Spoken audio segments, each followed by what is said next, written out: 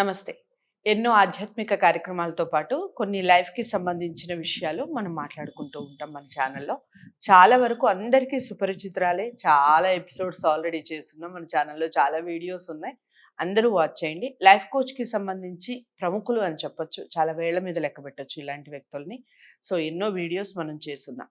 లైఫ్‌లో ఎలాంటి ప్రాబ్లమ్స్ ఉన్నా, మనకి ఎందుకు ఇలాంటి ప్రాబ్లమ్స్ వస్తున్నాయి అని మనకి ఏదైనా డౌట్ ఉన్నా ఖచ్చితంగా కన్సల్ట్ అవ్వాల్సిన పర్సన్ అని చెప్పొచ్చు డాక్టర్ ఆర్‌బి సుధ గారు. ప్రముఖ ఆస్ట్రాలజిస్ట్, లైఫ్ కోచ్. ఈరోజు మన జీవితంలో జరిగే అతి ముఖ్యమైన పెళ్లి సంఘటన దగ్గర నుంచి పిల్లలు, మన ఫ్యామిలీలో వచ్చేటటువంటి ప్రాబ్లమ్స్ వీటి గురించి మాట్లాడబోతున్నాను.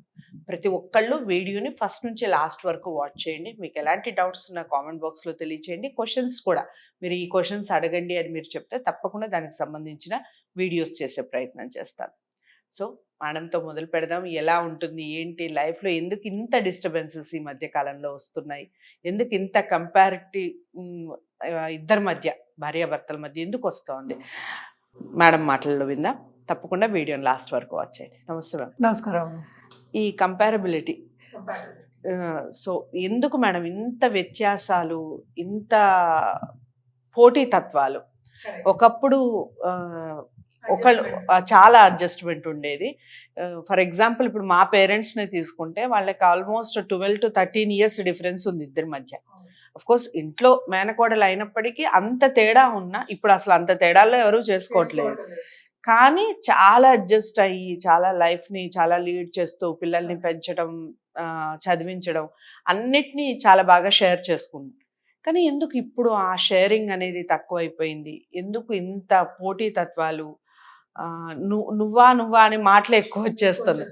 కారణాలు ఏంటంటారు? ఏం చెప్తారు? తప్పక ఇది కామన్‌గా జరిగే ఒక విషయం. రీసెంట్‌గా కూడా చూస్తే యాక్చువల్‌గాను ఒకే పెళ్లి కూతురు చాలామంది చెప్పారు ఈ మాట నాకు.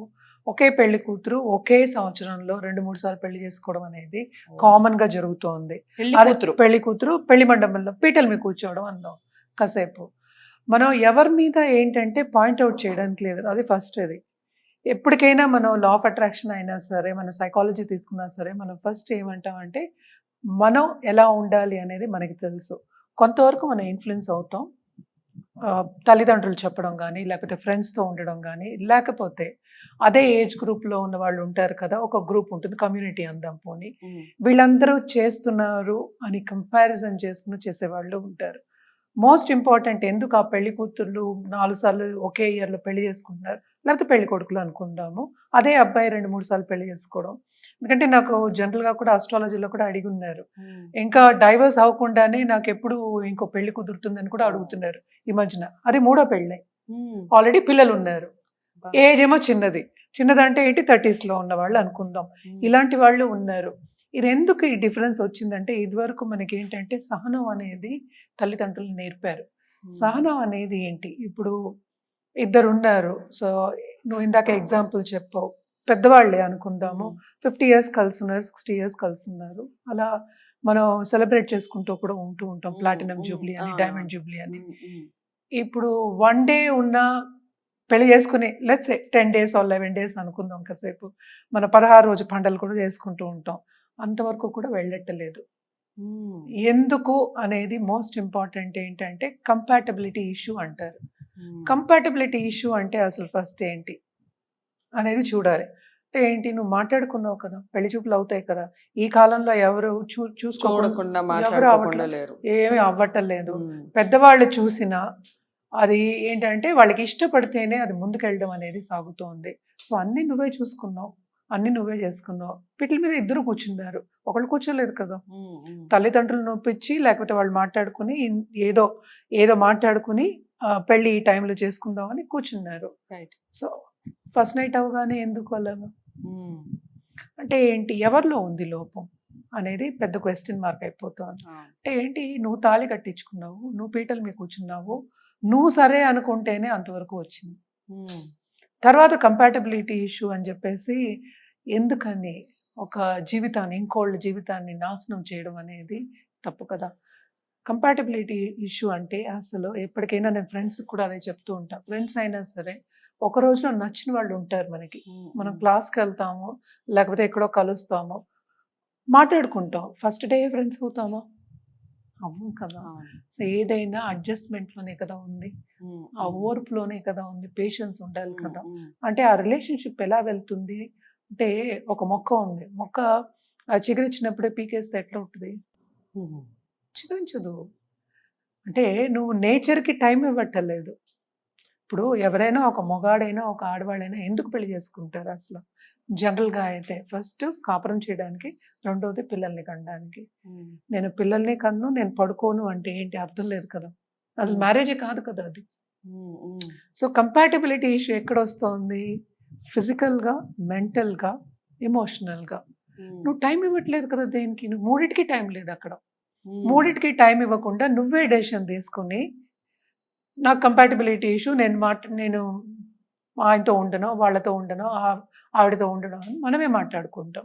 అదొకటి. ఇంకోటి ఆహ్, ఒక ఇన్సిడెంట్ ఉందనమాట. వెరీ, వెరీ ఫన్నీ అనిపించింది నాకు. ఉమ్, పిల్లలు పుట్టిన తర్వాత. అంటే ఒక మొగాడు అదే జాతకాలకొచ్చిన వాళ్ళిది. ఉమ్, నాకు ఉమ్, జరిగిన సంఘటన ఇది. ఉమ్. వచ్చిన వాళ్ళు అంటాడు, "ఆ అమ్మాయి ఏమో లావయిపోయింది. పిల్ల పిల్ల అయ్యయ్యో! బర్త్ ఇచ్చిన తర్వాత ఆ, నాకు ఆహ్, దగ్గరికెళ్ళాలంటేనే నాకిష్టపడతలేదు" ఉమ్, ఉమ్, అనేది ఒకటి. ఓకే. ఇవన్నీ ఎందుకు ఇవన్నీ వస్తున్నాయి అంటే, ఫస్ట్ మనకి తల్లిదండ్రులు పెద్దలంట. ఇంట్లో ఉన్న ఉమ్, పెద్దలు ముందు నుంచి మనకు నేర్పారు. అంటే ఏంటి, శరీరం ఒక్కసారి ఒకలా ఉంటుంది, ఒక్కసారి ఒకలా. అందరూ జీవితాంతం మెయింటైన్ ఆ, చేయాలంటే ఎట్లా? అది కష్టం. కష్టం. కరెక్టే. అయినా చూపే. ఐ డోంట్ ఒక వయసు పెరిగే కొద్దీ కొన్ని కొన్ని మార్పులు మార్పులొస్తూ ఉంటాయి. మన జీవితంలో కొంతమంది ప్రవేశించే కొద్దీ కొన్ని కొన్ని మార్పులు మార్పులొస్తూ సహజం. ఎప్పుడు 16 ఏళ్ల పిల్లలాగా ఉండాలంటే కష్టం కష్టం కదా! కదా! నేననేది చైల్డ్ బర్త్ తర్వాత. హ్మ్. దేర్ ఇస్ ఎ హ్మ్. డిఫరెన్స్ కదా! అవును. సో, ఈ చాలా కాలంలో మార్పులొస్తాయి. యాహ్! సో, ఈ కాలంలో ఏంటి, జిమ్‌కెళ్ళి సన్నపడ్డం ఇవన్నీ. సో, దాంట్లో కూడా అసలు ఇష్యూస్ ఇలా మాట్లాడే అబ్బాయిలు మేడం ఒకటి నాకనిపిస్తది. వాళ్ళ అమ్మని చూస్తూ పెరుగుతారు కదా! పెరుగుతారు. చిన్నప్పుడు ఉన్నట్టే అమ్మ వాళ్ళు పెద్దయ్యాక అలాగే ఉంటుందా? ఉండదు ఉండరు కదా! కదా! ఎంత బ్యూటిఫుల్ అమ్మ అయినా కూడా కరెక్ట్. సో, చేంజ్ ఏజ్ ఉంటుంది. అనేది మనకి క్యాచ్ అప్ అవుతుంది. నేచర్ అవును. అనేది నేచరే. మనం ఏం చేయలేం. అవును. నేచర్‌కి అగెయిన్స్ట్‌గా మనం ఏం చేయగలం? హ్మ్. సో, హ్మ్. అక్కడ ఏంటి, మనకి కంపాటిబిలిటీ ఇష్యూ అంటే అందుకనే చెప్తున్నాను. ఇవన్నీ ఎగ్జాంపుల్స్ కింద 3 విషయాల్లో, ఒకటి ఫిజికల్, ఒకటి ఎమోషనల్, ఒకటి మెంటల్. రైట్. సో, మెంటల్‌గా నువ్వేమో ప్రిపేర్ అయ్యి నేను పెళ్లి చేసుకుంటాను, ఫిజికల్‌గా ఆయనతో ఉంటానని నువ్వు పెళ్లి చేసుకున్నావు. అవునవును. సో, ఎక్కడ లోపం ఉంది అంటావు దీంట్లో? సో, అటు మనలోనే ఉంది. అమ్మాయిలు అదే. అటు అమ్మాయిల పెంపకం అలాగే ఉంది. అబ్బాయిల దాంట్లోనూ అలాగే ఉంది. అబ్సల్యూట్‌లీ. ఎందుకు హ్మ్. అని మనం ఆరాய்ச்சி చేస్తే, అంటే మనం చూసుకుంటే యాక్చువల్‌గాను దేనికైనా ఇప్పుడు మోస్ట్ ఇంపార్టెంట్ ఫైనాన్షియల్ స్టెబిలిటీ అనేది ఇంపార్టెంట్. అంటే హ్మ్. హ్మ్. ప్యాకేజ్ ఎంత? హ్మ్. నీకింత ప్యాకేజ్ ఉంది, నాకంత ప్యాకేజ్ ఉంది. నేనెందుకు వినాలి? హ్మ్. ఈ హ్మ్. 2 మాత్రం చాలా చాలా వినిపిస్తున్నాయన్నమాట. సో, ఇదొకటి కాకుండా మోస్ట్ ఇంపార్టెంట్ మేబీ మనం నెక్స్ట్ ఎపిసోడ్‌లో కూడా మాట్లాడుకోవచ్చు. మోస్ట్ ఇంపార్టెంట్ ఏంటంటే, తల్లిదండ్రులు ఖర్చు పెట్టిన తర్వాత కూడా ఒకరోజు, 2 రోజుల్లో ఎంత ఖర్చు? ఇప్పుడు ఈ కాలంలో ఒక చీర కొనాలంటే బోలెడంత ఖర్చు. గోల్డ్ కొనాలంటే అందులో ఎక్కిపోయిందది. హ్మ్. ప్లస్ భోజనాలు పెట్టాలి అంటే ఒక 100 మందికి భోజనాలు పెట్టాలన్నా అది ఖర్చే కదా! హ్మ్. సో, హ్మ్. ఇంత వాళ్ళ తల్లిదండ్రులు సపోర్ట్ చేసినా కూడా కలిసి ఉండము, కంపాటిబిలిటీ లేదు అంటే ఎవరిలో ఉంది లోపం అనేది క్వెషన్ మార్క్. హ్మ్. అంటే నేనేమో ఎవరిని పాయింట్ ఔట్ చేయట్లేదు. వీళ్ళలో లోపం ఉంది. సో, ఎవరిది వాళ్ళని అడుక్కోవాలి. You have to ask questions hmm. Hmm. Yourself. You have to question yourself. నువ్వు అన్నిటికి ప్రిపేర్ అయ్యావు. అంటే ఏంటి, మ్యారేజ్ అనేది ఒక రెస్పాన్సిబిలిటీ అది. హ్మ్. అంతే కదా! రేపు పిల్లలు పుట్టిన తర్వాత నాకు నచ్చలేదని, ఇందాక ఎగ్జాంపుల్ చెప్పినట్టు నచ్చలేదంటే ఏం చేస్తావు? హ్మ్. ఆ పిల్లలేమైపోవాలి? అందుకనే ఎప్పటికైనా మనం పెళ్ళిళ్ళంటే నూరేళ్ల పంట అన్నాం. అవును.